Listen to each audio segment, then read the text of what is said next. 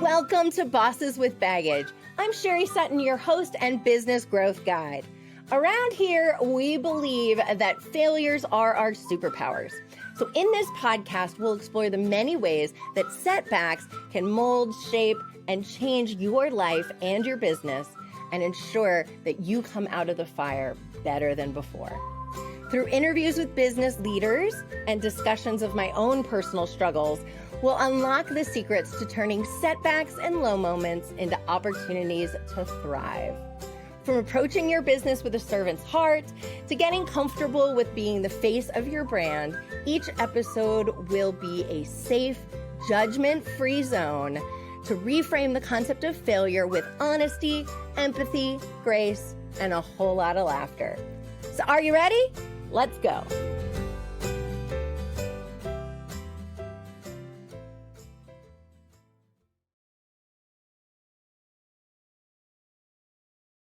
Namaste, my friends. My name is Sherry Sutton, and I am your marketing mentor and the host of Bosses with Baggage. Welcome to today's episode. I'm so excited to share it with you. I am here with the amazing Lulu. Say hello, Lulu. Hi, everyone. Hi, Sherry. So excited to have you. Tell us where in the world you're joining us from and a little bit about what you do. Yes, I am in the DFW area, and I am licensed as a therapist, and I primarily use holistic and somatic. So somatic just means of the body methods in my healing, including Reiki, vibrational sound healing, therapeutic yoga, somatic experiencing, breath work, and things like that. A lot of experiential activities. Because consciousness and trauma and healing really should be an embodied process. Yeah, that's cool. I'm so excited to learn more about it. So we've known each other for a long time, but I've never really heard your story. I've never heard your story about, your dark night of the soul. We are friends from yoga and kind of our woo-woo kind of circles. And so I know of you and of your work, but I haven't really heard about your dark night of the soul. So it's Bosses with Baggage. So we just dive right into the baggage. So tell us what it was like, kind of what happened, what led to this dark night of the soul. Yeah. I always like to start off, that it was really my experience and my journey with addiction that led to this kind of awakening, and I like to frame it that, universally, like a core part of addiction is it being unbearable to be present in our life. Right. And that drugs and alcohol or whatever addictions, I mean, nowadays, there's social media, there's shopping, whatever it is. It's like, what is it that's so bad that I can't be present in my life, right? And so this is really a universal issue. Like, people don't need addiction to experience this conundrum. But so I kind of like to frame it like that. So I always knew that. And I think that's true. We all have. Oh, I was just gonna say we're all just maladjusted to life, right? As somebody who's also in addiction recovery, right? We don't know how to deal with the world, and instead of figuring out how to deal with it, we just escape, right? That's our coping mechanism. Yeah. And a lot of it is not having the information. I think now is when we kind of go on in this podcast. That's why I'm so passionate about what I do, because it's really, we didn't have the information of how to heal, what healing means, what emotions are, what do we do with them.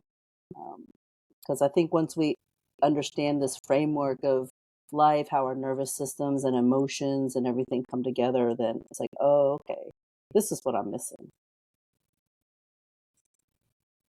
Yeah. So tell us a little bit more. What kind of addiction did you struggle with? When did it start? Walk us through that journey. Yeah. At my worst, I was an IV, meth, heroin, and cocaine user. Right? And that's sort of the main things. And people in addiction, there's that saying, I'm a what you got user, right? It's like, what do you have? But that really was what IV drug uses was really what took me out. And so I always think, again, with this concept of pain, like where areas did I feel disconnected from my truest expression is what I like. And it really starts in childhood.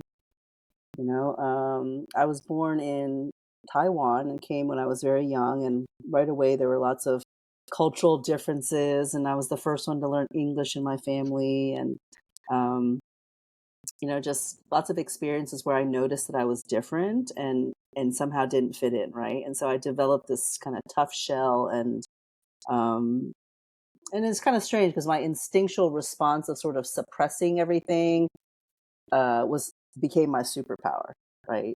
It's like somehow if I could control my reaction, then pretend I'm not affected. So how cool is that to learn at age 6, but not really, right? So, um, Right. It cuts you off to all the good in the world, but it's a great coping mechanism. It's a right. great superpower. Yeah, exactly. Totally.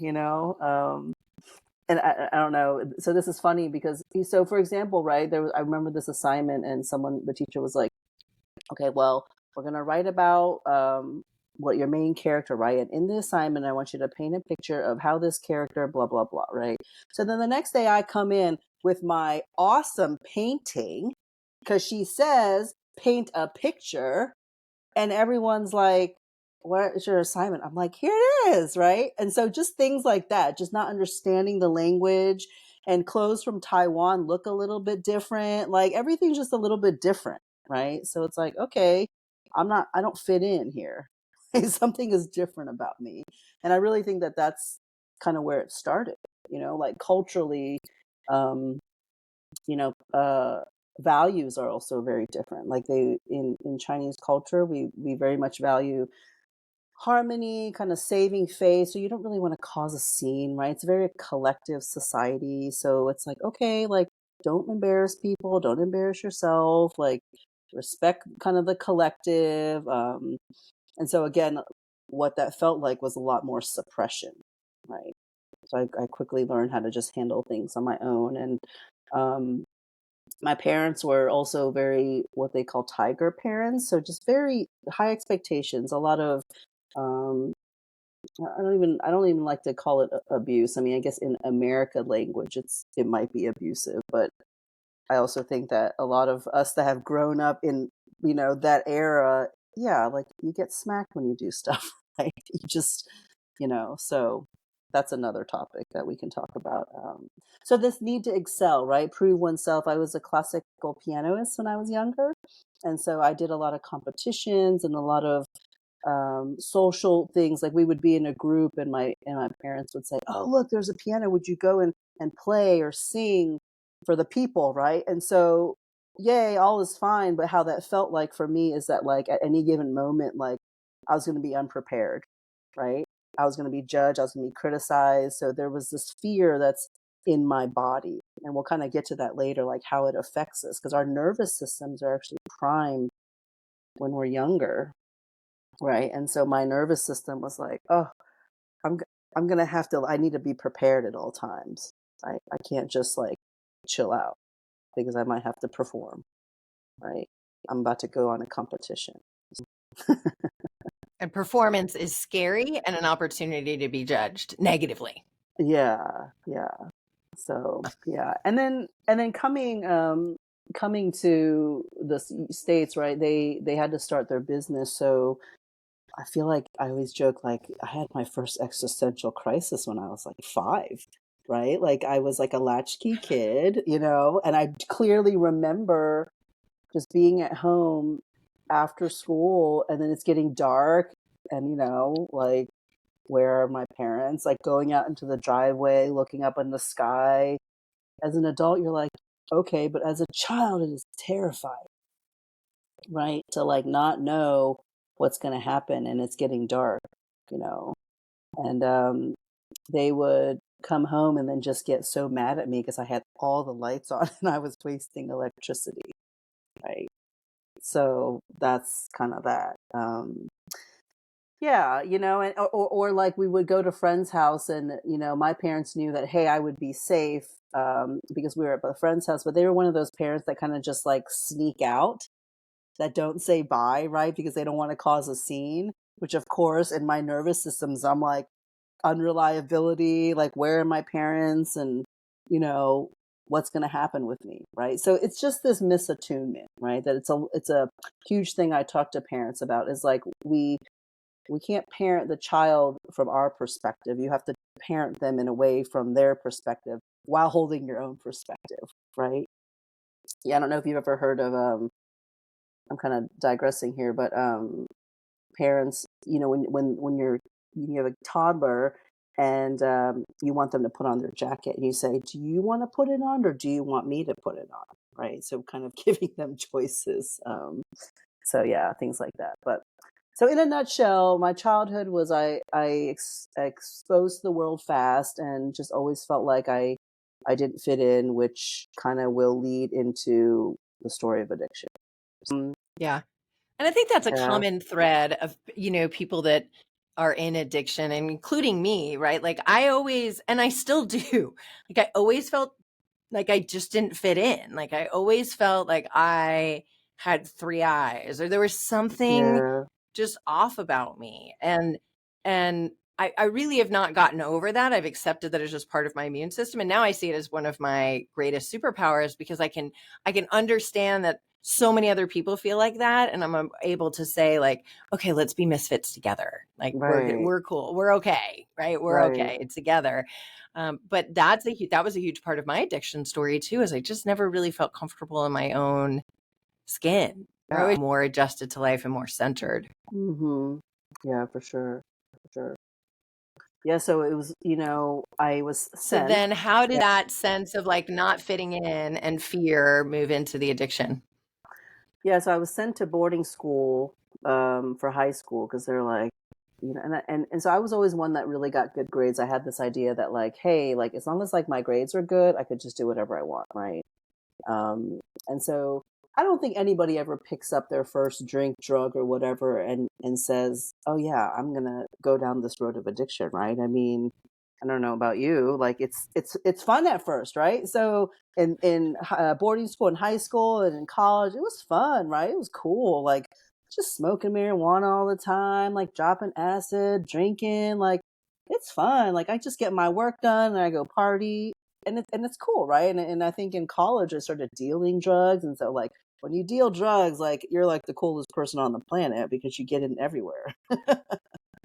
So this is cool, and I'm like, oh right, like I'm having some meaning in life, right? Like I'm fitting in. People are jiving with me, right? And we're having fun, right? And so you know it's all good, and then when you start to do drugs, then you start to hang out with different types of people, and you start to get harder drugs, right? Then it's like the marijuana starts to turn into a little cocaine. And you're like, okay, like this is still fun. There's this point of manageability until there's not manageability. And that line is so fine, right? Cocaine turns into to crack. Okay. Like I guess this is fine. And then crack, the people kind of like, well, I have heroin. And you're like, oh. So that's kind of how it happened. Like throughout college and even after college, it was just trying different drugs, and it was just one step by one step, right? Just one step at a time, right? One degree at a time, you know? And I always felt like in my brain at that time, like drugs and emotions were very separate. I sort of didn't link them because I had gone to therapy. They kind of made me go to therapy in high school because I was smoking. They didn't want to expel me or anything. And so they made me go to therapy. And I was like, look, I have an emotional regulation problem. I'm using drugs. Like, I clearly knew this in my head, right?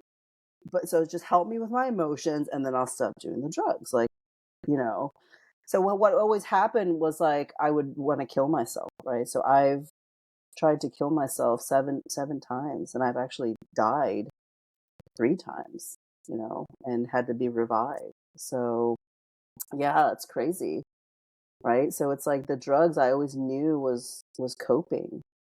Um, and so the first time I got sober, I was in my 20s, and this was after college. I got put on medical leave from my first college, um, and they wouldn't kind of let me back because I tried to kill myself. They're like, "Yo, you gotta like do something." I'm like, "I have straight A's. How can you say that like I'm not doing well?" They're like, "No, emotionally." this is an issue. I'm like, but I have straight A's. Like, right? So it was like my first wake up of like, That's all that matters. I am achieving. right? Like I might be a mess, but I'm making. yeah, I'm doing what you want me to do. Like, yeah, this little blip, you know? And so I was like, okay. So then I couldn't go back to that school. I tried to re-interview plenty of times and I ended up finishing at a different college. But, you know, that was sort of like my justification, right? It's like, I'm doing so well. So this emotional stuff, it was sort of this like missing link. Like, what are you guys even saying? I'm doing what you want me to do. And that's kind of like how I grew up, right? Like, just, I'm doing what you want me to do. I'm doing what you want me to do. You know, oh, what's this whole thing about emotions, right? And so, you know, the first time I got sober, I was 24. I think I was 24. It was after a suicide attempt, right? And I'm not one of those people that will call you when I'm about to like do something and say, I'm so depressed. I will go in a field. Like, I just don't want anybody around, right? But there's been a lot of divine intervention in my life. And like someone has always found me, right? That one time it was like, I remember hanging myself one time on a board in my deck, and that night, this is like after like doing so many drugs. Like that night, my coworker happened to come to my house because she wanted to bring me something. Like, how weird, right? Like, is that? And then the board had broke, so she like finds me, right? And I'm like, thanks, but f you. You know what I mean? Like, okay. So that's that, right? But yeah, so it was always like the suicide attempts that kind of brought me to like, okay, like, is there another way? Because clearly I'm not being successful at dying, you know. Um yeah. The one place I'm not successful. Right, right. Yeah, and later on, actually, when this happened, like the message, and I'll get to that later. But so yeah, so the first time I got sober, I was like 24, and so something happened then, and I don't even really remember what happened. Like, I don't know if you talk to a lot of people in addiction or even your story, but like when I look back, it's like there's no reason. Like, it's divine intervention, right? That for some reason, one day I just made these different choices because I have been trying to get sober, clean, like all the time, right? So 24 years old, okay, I come out of the psych ward again. And I'm like, all right, like, let's get my shit together, right? And so somehow I did. I feel like I didn't know what I was doing, but it was a lot of meditation. And then the next year after I had my children, and so there was 10 years, maybe 11 or 12 years actually, that I was clean and sober, right? So I've clean and sober. I have been just doing my meditation, doing my working out. I have 4 children, okay? And I clearly remember when my last child was 1 year old, there was this thought, as if it was like some foreign thing that comes into my head. It was like, oh man, I wish I had some heroin. And I was like, what's happening? Like, where did that come from? Right? So I had postpartum depression, like for all my children. Like, it was really hard, you know, to be depressed and to have a lot of kids. And then my back got jacked up in one of the pregnancies. So it was always just, you know, kind of pinching. And I'm like, this is probably where this thought came from because I was just so in so much physical pain, right? And um, I remember thinking, like, well, I'm not doing that. Like, so you know what I did with 4 children is I decided to get legally addicted, right? I was working at the pharmacy at that time, and I was like, well, maybe I just go to the doctor and get some painkillers. And this is why addiction is so tricky because it's really centers in our mind, right? It's like this, well, I'm not going to be an IV drug user. Like, I'm just going to go to the doctor, get some pain medications. So then I was working at the pharmacy. I knew which doctors prescribed leniently. So I did that, went to the doctor. Oh, it wasn't enough. I need more. And by the time I was legally addicted, and I was like, I'm kind of tired. Maybe I need some Adderall because that's what people take when they kind of need to focus, right? I mean, hey, I've got 4 children and I'm overwhelmed. You know, I deserve to be functioning, get my pain settled, get my attention settled. And I became illegally addicted to that. Well, you know what? I have a lot of anxiety. I think some benzos would help, you know? And here it goes in a totally different form. And as you know, it's not the drug because it can manifest in unmanageability in so many ways, right? And then, of course, all that never became enough. And then I ended up back within just a year of like injecting drugs again, right? And so this time I had 4 children, right, and a life. And so that was really like the point where, you know, it started to get really bad because again, I thought I could manage it all, but I would just like be asleep in the kitchen. I would be falling asleep when my children were trying to show me their school assignments, right? Mommy's tired. Okay, mommy's tired. Right. And with children, it's like that's like the worst. And not only do I have an emotional issue, my nervous system is jacked, my relationships are jacked because everything affects everything else. I'm not parenting the way that I want to be parenting. Brings up my own stuff about how I was parented. More shame. And, you know, shame is this never ending, like, beat down cycle, right?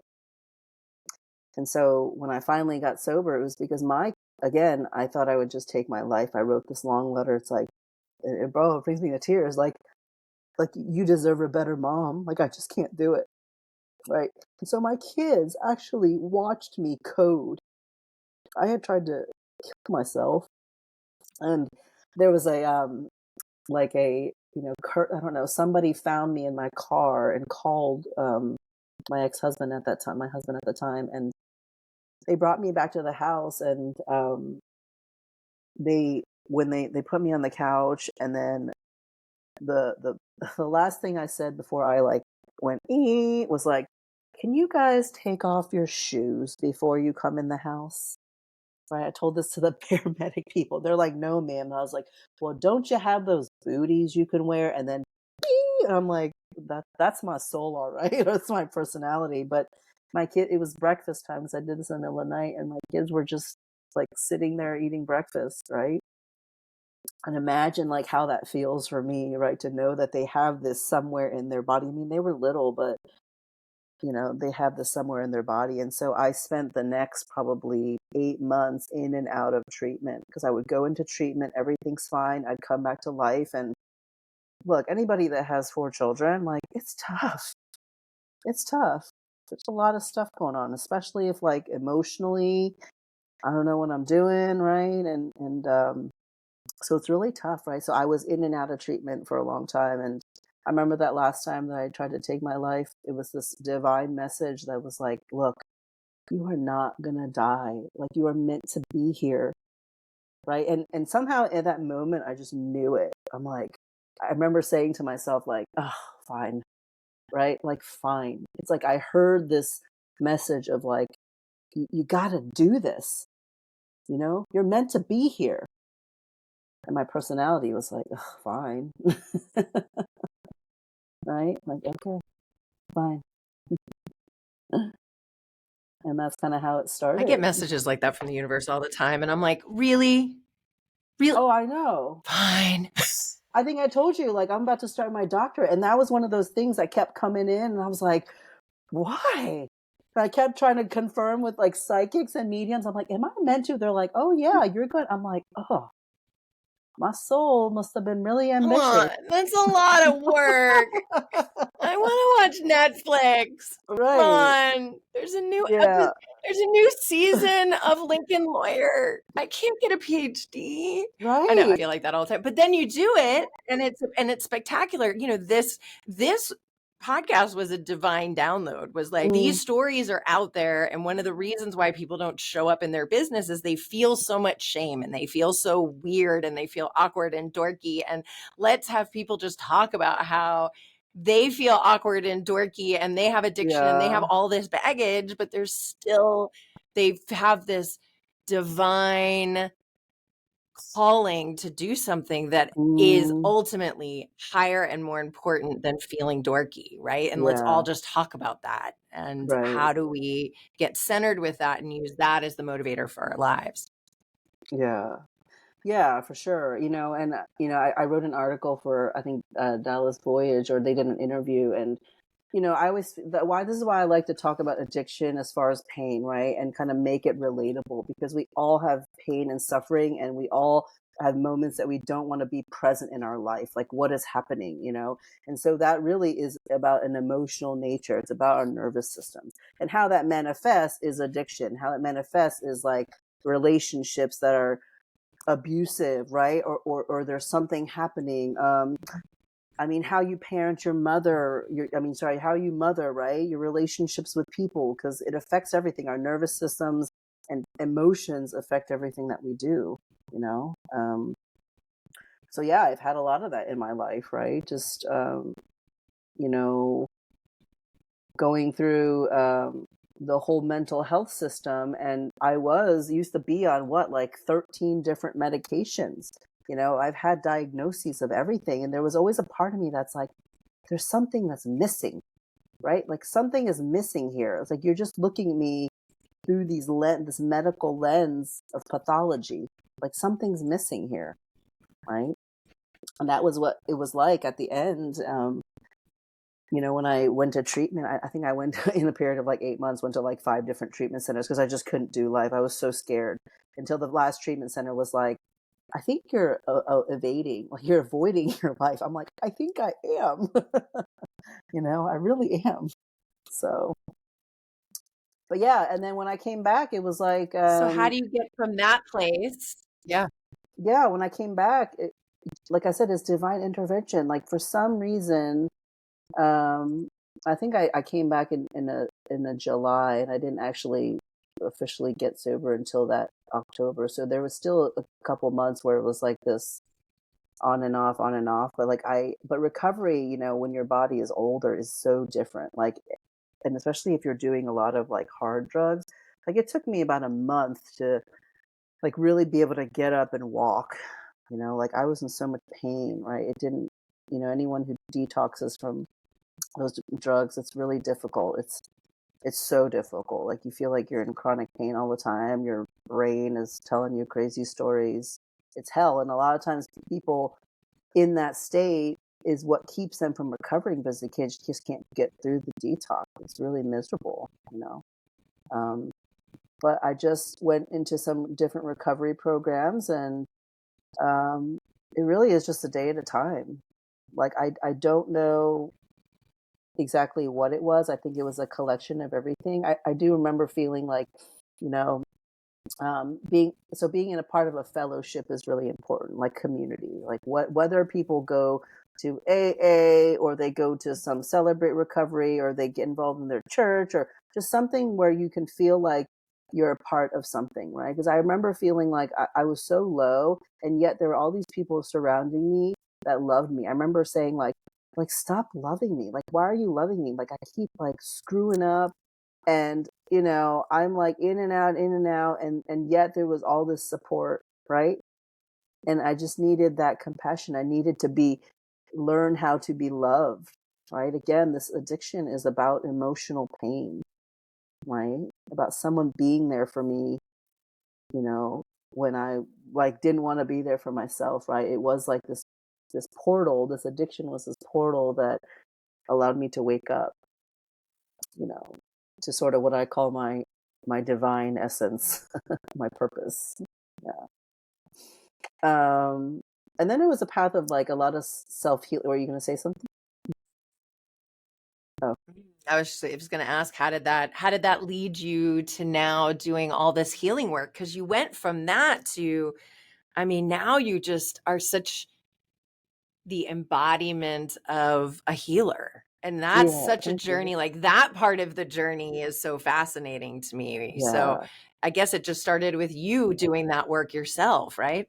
Right, exactly. Like so that those 12 years that I was clean and sober, like there was a meditation center like right down the street from where I lived. And so I remember going there all the time, but it was one of those kind of like hard school meditation centers where it's like you go in and there's this like monk there, and he doesn't coddle anybody. You ask a question, he's like, ha, ha, ha, you're in your mind again, too much thinking. And then he'd go to the next person. You're like, dang, like, so people actually felt really insulted. I was like, this is kind of interesting. Like, what's happening right now? So Like whenever something like crazy happens, like I think I have a lot of curiosity about it. So yeah, a lot of meditation, and but I don't think I realized I was doing that for those 10 years, right? So I didn't know how to redo it when I started feeling crazy again. But yeah, it's a lot of, my own healing journey, right? I remember a friend saying, "Wow, you're such a yogi." And I was like, "Yogi? Like I can't touch my toes. Like I don't know what you're talking about." And so again, like I've always had this love for learning, and I was like, "Well, let me just try it and I'll take a teacher training." And I was like, "Oh wow, I didn't know yoga was this whole philosophy, like this life philosophy." And um breath work. I went on some healing retreat, and they did this, and I was like, "Whoa, like what is this thing?" Right? So really, I think anytime we go through suffering, and probably like a lot of the business people, like you don't want people to go through the things that you've been through, right? You want to kind of save them a little bit of time. Yes, we need some suffering to give us perspective, but like not this like when it becomes repetitive, right? And so really like part of this healing journey is like the people out there that like feel like you are hopeless, helpless, don't understand what's happening, like those are the people that I really want to reach, right? Like I don't want you to have to not go through life not understanding like why you're pathologized by therapists, like how you cannot talk your way out of emotions, right? And one thing that I don't feel like it's just coming about in the last like couple years, but well, in America, I guess the Eastern philosophies have known this for centuries, but that like our bodies need to be linked with, Thousands of years, yeah. really. Right. Like our minds and our bodies need to be interconnected, right? I think in the Western world, like we try to outthink everything, right? We kind of rationalize everything. But consciousness is embodied. Like we need to get into the body. We need to like understand our nervous systems, and I think that's what something that I didn't know. And I do work part-time at a treatment center, and when you're in treatment, like you don't feel good, like you can't like go mental all try to plan your stuff. You need to learn how to be comfortable in your body. I mean, it's a common saying in recovery. It's like, I'm uncomfortable in my skin, restless, irritable, discontent, right? Like that's how you feel. You don't want to be in the world because you just spent years numbing yourself. So we need to start to build resource in our bodies. And this isn't just with people in addiction, this is everybody.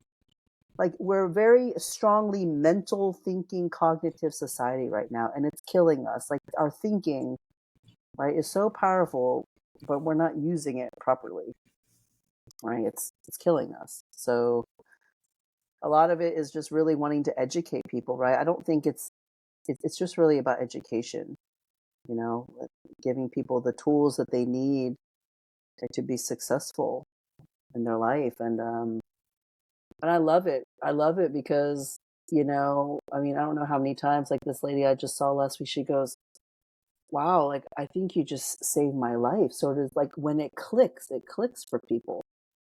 Because believe it or not, everyone inside already knows how to heal, how to connect with their essence, right? They just kind of need a little bit of help, you know. So I love that I get to do that, and I love that I've also experienced it, right? I've experienced. I'm not saying that if the therapist that people have to see or their coach needs to have all the experience, but there's a saying that people can only meet you as deeply as they've met themselves, right? And so I can tell you for sure that I know what it's like to experience this full plethora of emotions that people go through, and like I'm not scared of it. Like I can sit there with you in it. And most of the time people just want to know that like how they're feeling is okay, right? That they don't have the third eyeball, that there's another one with the third eyeball. We can have three eyes together. Yeah. Because Yeah, everyone does. exactly. And Yeah. I just think it's so beautiful that you are such a great example of this idea of bosses with baggage, that like we have this dark night of the soul and we turn it as a way to help other people who are, Hmm. suffering in the same way we did. And you've created a whole life around that, but also a whole business around that, right? And it really has changed the way that you show up. Like I've kind of watched you go through this journey, right? I think we were going to yoga together when you first started doing, Yeah. your first yoga teachers training. And so it's been really interesting and fun to watch you, like, not only just learn these things, but to embody them and then to really focus on a mission of passing them on. And I think that Yeah. that's so cool and so inspirational to Thank you. everybody, including me, but I'm hoping also to our listeners. So thank I you mean, so much for I sharing today. do, you're Can welcome. you, Yeah. oh, go I ahead. was, I was gonna say, I do really believe that everyone has this innate capacity to heal and transform. I really do. It's not anything, everybody has it, and they just need to be shown. Go ahead, what were you gonna say? Yeah. Yeah, no, I was just going to say, if people want to reach out to you and learn a little bit more, maybe work with you, how do they find you? Yeah, on Instagram, it's infinite period heart period healing, infinite heart healing. And it will be infinitehearthealing.net. My assistant is revamping my whole website. So that's probably the best way to reach me for sure. I would love it. I would love it. Excellent. Yeah. Excellent. Well, thank you so much. I'm so thrilled to have you here. I know that so many people are leaving this podcast feeling more inspired, and we appreciate you sharing your story. Mwah. Thank you so much.